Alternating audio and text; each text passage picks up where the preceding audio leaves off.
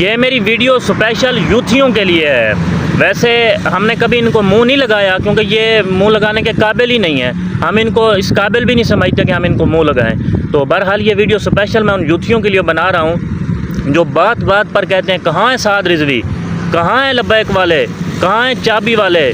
बच्चे चाबी वाले हम नहीं हैं, चाबी वाले आप हो, ठीक है ना।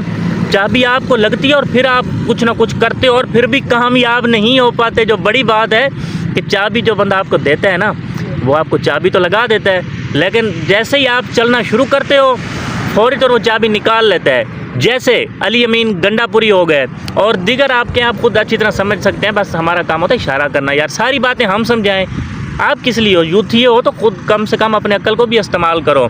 लब्बैक वालों ने एहतजाज की कॉल दे दी है। लब्बैक याकसा मार्च 10 अक्टूबर बरोज़ जुमा को तहरीक लब्बैक एहतजाज करने जा रही है। आपकी जो हर वक्त गंदी ज़बान उलमा के ख़िलाफ़ चलती है, अब हम देखेंगे कि आपका ऐलान कब होता है, कब आप लब्बैक याकसा मार्च करते हैं, कब आप तहफ़्फ़ुज़ लब्बैक याकसा मार्च के लिए निकलते हैं। लग जाता है पता। हाँ जी।